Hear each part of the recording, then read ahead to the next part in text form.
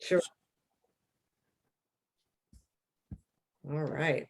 Got it. They grew up together. They played the same sports. They attended the same schools. Now they even teach together. You're listening to DC and DH on the D&D Dynamite 80s podcast. Let's start another one. All right. Welcome in, everybody. This is DC, and I don't know if DH will be able to make it in. Hadn't heard a word from him, so he may just be running a little late to get on. But we are excited to have Dr. Kim Abunuwara.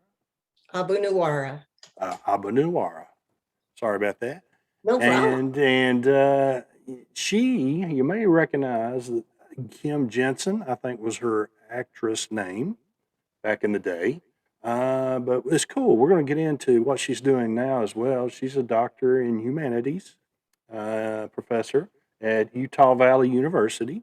And we'll get more into all that good stuff here in just a few minutes. But, since we're an 80s podcast, we're going to revisit one of the main characters she played back in that time. And that was Edna, who was actually one of Ariel's good friends in the movie Footloose. And I'm going to talk about that car scene here in just a second. But anyway, Kim, how are you?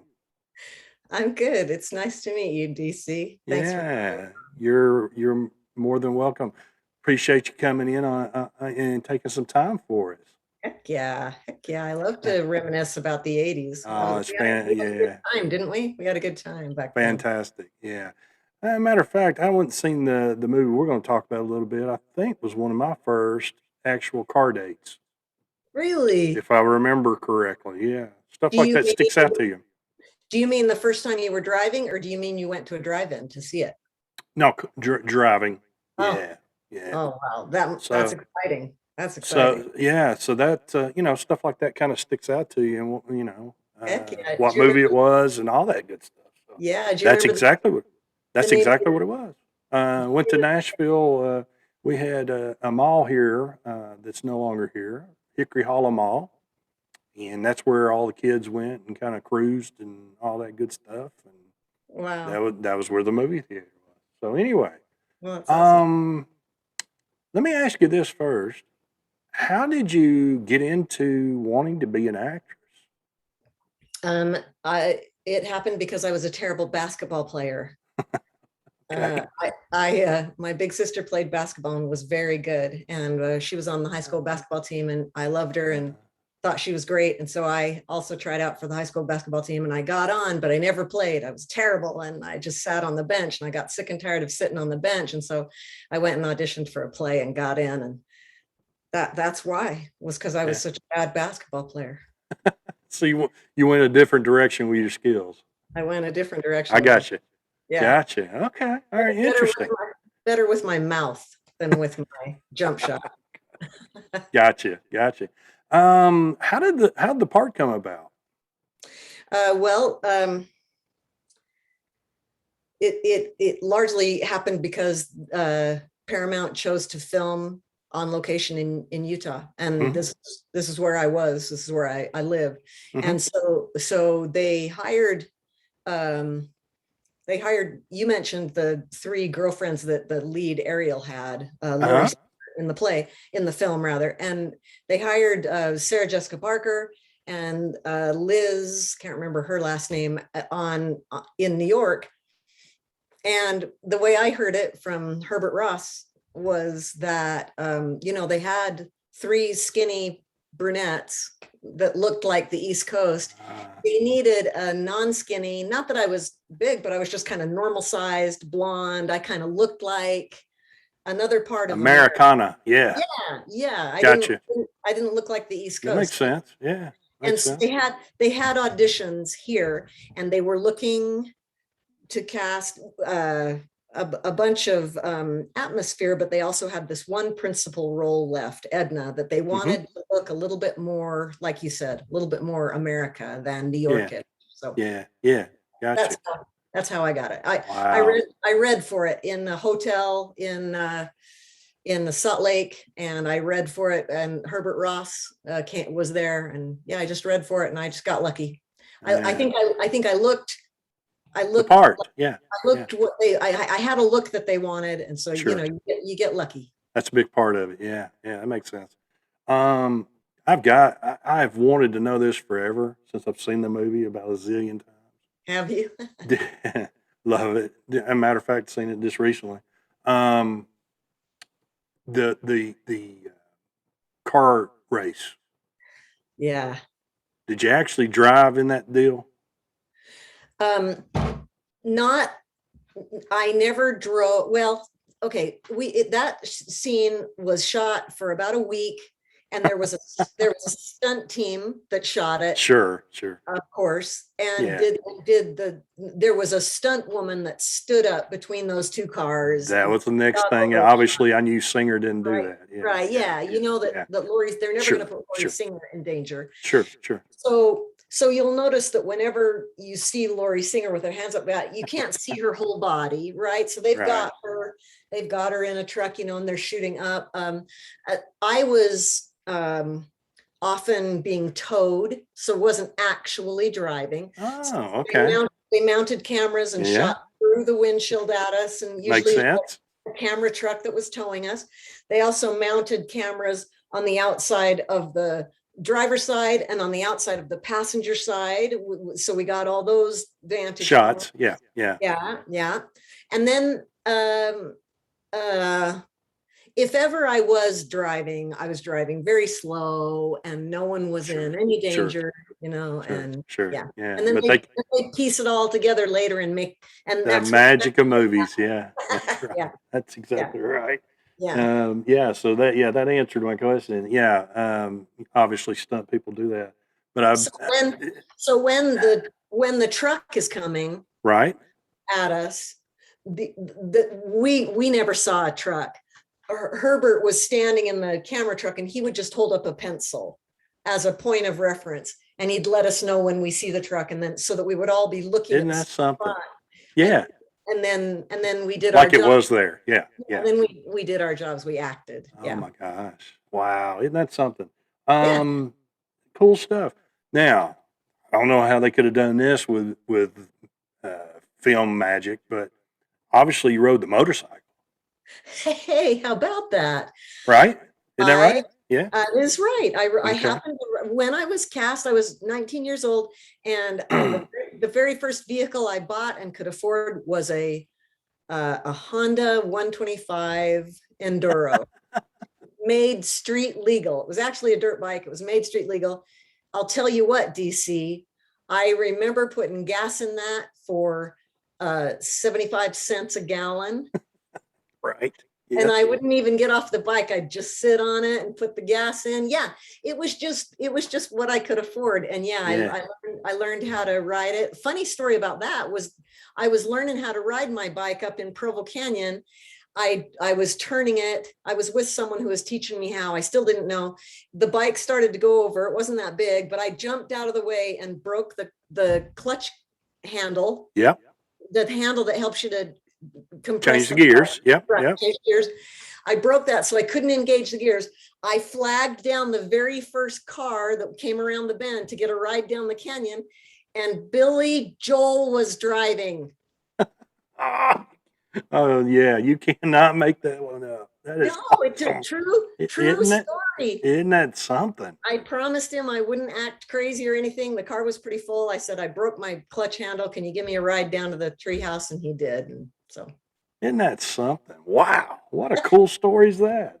but yeah, Um, they found out I rode a bike, and so they thought that, oh, yeah, they thought, oh, she rides, then let's have her ride a bike in it, yeah, because that was kind yeah, of yeah. interesting. But Was all of course they show all the stars in the movie, right? Did all of them ride?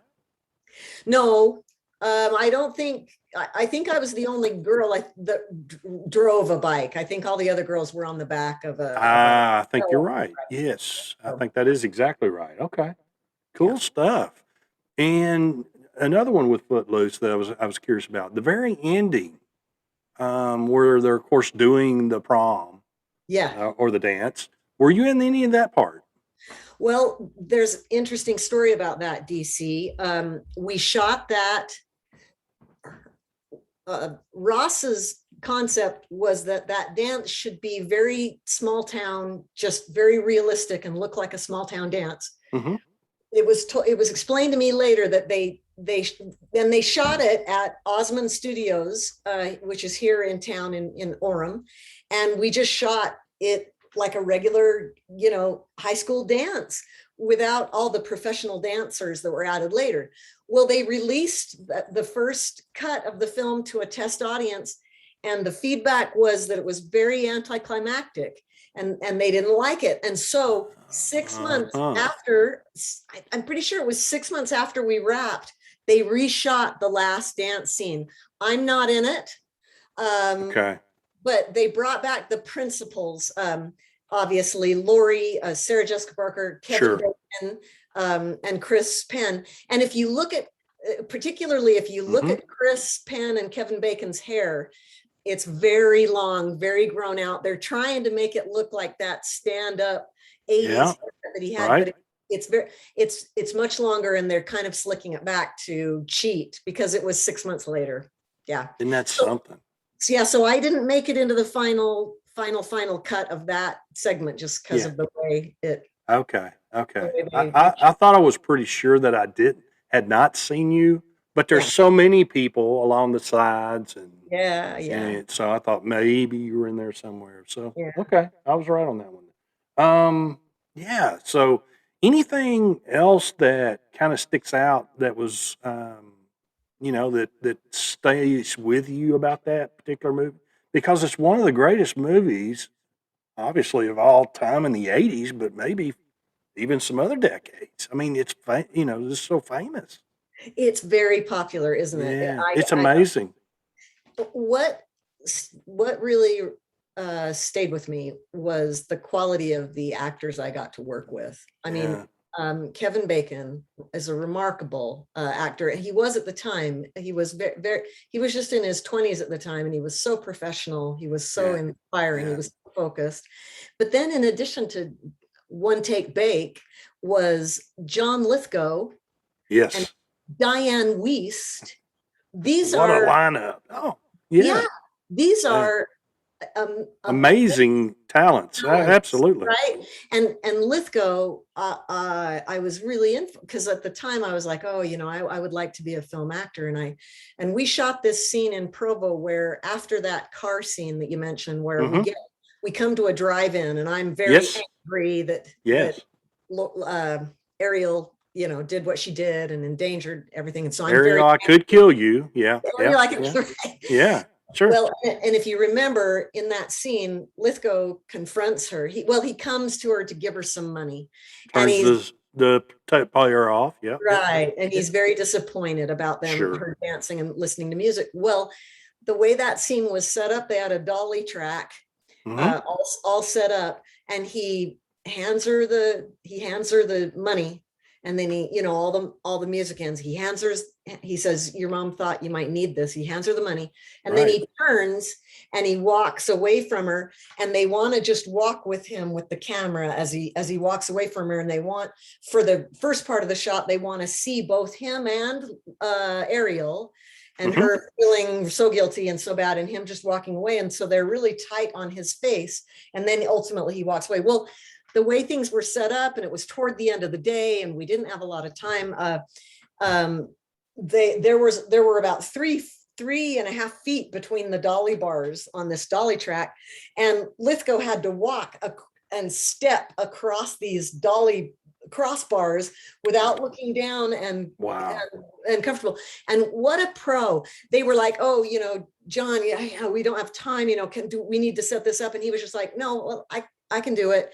And just the focus. Never would have knew it. Yeah. You never would have known it. And just to walk away and make it work and not be a prima donna. Amazing. Yeah. And be so focused. I was professional. Oh, super absolutely. Impressed. Yeah.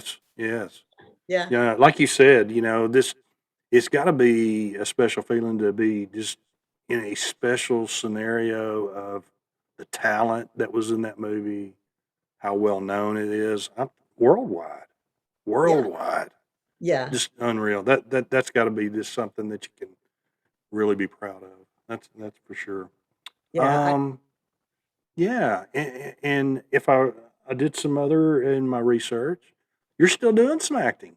I'm still acting. Yeah. Yeah. So talk about your career now. What you're doing. Well, thanks. I decided that I wanted to, marry and have children and live Mm-hmm. here. And so instead of sort of living on one of the coasts and pursuing it in that way, I've kind of just taken the jobs that have come my way while I've been here in Utah. And there's actually a fair amount of film work that happens here and TV. I Beautiful area, as I've been told. Yeah. Yeah. Yeah, yeah. Yeah. Um, Touched by an Angel used to be Okay. based in Salt Lake City. Wow. I did a handful of episodes for them. What about that? Okay. Yeah, it was really fun to occasionally be on their show. Yeah, I think I did 3 episodes for Touched by an Angel. And then I do little I was trained as a theatrical actress. I wound up because of Footloose. I was in a film actors guild before I was in a theatrical actors guild, Equity. And Oh, that okay. that sort of also influenced sort of the roles that I got, different um, opportunities. Mm-hmm. But I was trained as a theatrical actress, and I love to act in the theater. And so around here, just little poor theaters. Like most recently, there's a wonderful little theater in Provo in an old. Speaking of the '80s, in an old Radio Shack at a mall. Oh, wow. Yeah, called Another Theater Company, and they're devoted to producing plays that are written by or about gay LGBTQ people. Mm-hmm. So Mm-hmm. I've done a couple of their plays there, and it's been very Mm-hmm. gratifying. Mm-hmm. Some new work. Also, that Utah is a Mormon Mecca, and Right. so I've done quite a bit of acting for the Mormon Church. They produce a lot of films and a lot of media. Um, Oh, one of okay. the things that they produce that's very popular is online scriptures, and I've done a lot of voiceover work where I've read all the scriptures Oh, online, okay. so people can listen to that. So just stuff Yeah. like that. Yeah. Right now, I'm in a great play called Silent Sky at the Hale Theater Yes. in Sandy, and it's a beautiful play about Henrietta Leavitt and other women who worked at the Harvard Observatory at the turn of the 20th century. Beautiful and funny play that I'm Yeah. really enjoying right now. Yeah. Awesome. Awesome. How about the teaching part? Since I'm a teacher as well, how do you like doing that? I love it. Since I've kind of got my finger in the dike, as they say, as if you're a teacher, how since COVID, there's more and more Right. demand for teaching like this on That's the right. screen and live streaming. And I That's don't know right. about you, DC, but I prefer to be in the Oh, classroom. me too. Me too. Sure. So I'm not crazy about the direction that I think education, higher ed might be heading in, where it's more and more online and more live stream. But when I Yeah. can get in the classroom, I really, really enjoy it. I Yeah. really love it. What do you teach I there? am a environmental science teacher in high school. Is that right? Hmm. Oh, how wonderful. Love what I do. Yes, I do. It's Yeah, great. I'm starting the big 30 this year. 30 years experience with doing this. So, Congratulations. yeah, yeah. So that's what I knew I wanted to do all my life. That's for sure. Well, it's very rewarding, isn't it? It is. One student at a time, one relationship at a time. Yeah, yeah, yeah. You have your days where you did I reach anybody or not, and then something out of the blue pops up, and it's like, yeah, I made a little difference there. You know, Absolutely. it's just kind of odd how some of that kind of stuff's kind of weird like that, but Absolutely. very rewarding, very rewarding. Very rewarding. Um, do you plan on continuing to do acting as long as you can do it? Well, I will. It's what I trained to do. It's what I'm good Yeah, at. yeah.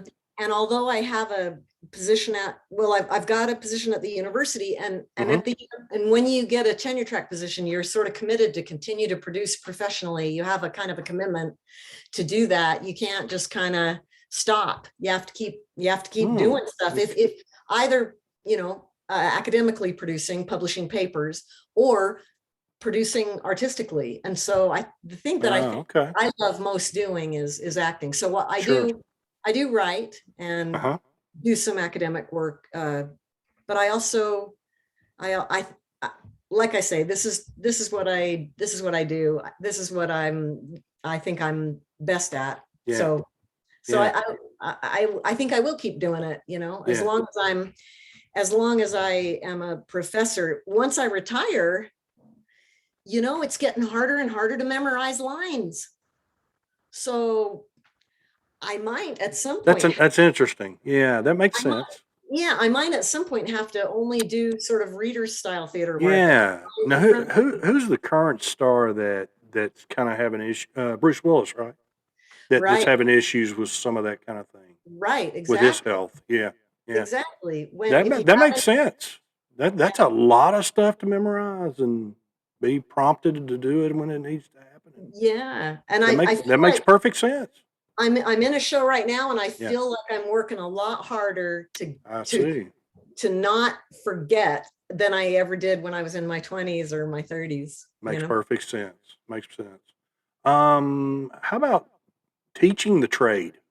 Would you be passionate to do that, you think, to Well, others? that's nice of you to ask. That was the first tenure track position I had, was in acting. I was hired to teach acting at Okay. University of Texas, El Paso, What before I about was that? hired. Okay. Yeah, before I was Yeah. hired to teach humanities here. And I also taught acting at Brigham Young University. I like it. Fantastic. I like it a lot. This is just the direction that my Yeah. career, Yeah. these are the doors that have opened for me. Sure. Yeah. Yeah. Just following the waves. Yeah. Um, yeah. What would you, since we're teachers, and here's what I try to do for, for kids is try to keep striving for shoot for those goals that you got in life. Got to keep pressing, because you're going to be turned down. You're going to be turned down. You're going to be turned. What kind of what kind of advice would you give young people that want to get into acting? I can do this. I'll be a star. And it's not that easy, of course. No, I know it's not. So, no. what would your advice be? Oh, I would probably, encourage them. I'd say, Yeah. that's people have something, they have a desire, they have a Yeah. want. I mean, I would encourage them. I don't think I would ever try and dissuade someone from their Yeah. path, Sure. right? Yeah. Because people gotta try. They gotta, Yeah. that's nobody could have talked us out of what we wanted to do when we were Right. young, right? Right. Right. You just don't have ears to hear anything other than that thing that you want, and you got to go Yeah. try it. You Yeah. got to go try it. Yeah. So I don't know. I'm not one to dispense a lot of advice, but I'm a cheerleader. I'll encourage people. I'll say, go for it. Go for it. I can sense that. Absolutely. Absolutely. Kim, thank you so much for taking a few minutes with us. It's a pleasure to meet you. The best to you and everything that you take on. And we appreciate your time. Well, thank you. It's been a pleasure to meet you, and thanks for having me on. Absolutely. Absolutely.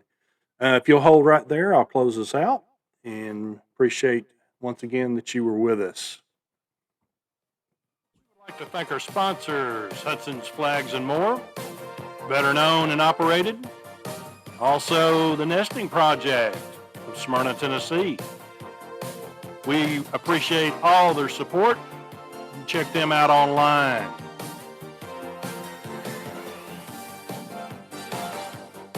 All right, guys. Like DH always says, to kind of wrap it up, always be kind and be good to yourself. And we appreciate everybody checking in with us. And once again, Kim, appreciate you joining us from Utah, and the best to you. Thank you. The same to you. All right. Bye bye. Bye bye.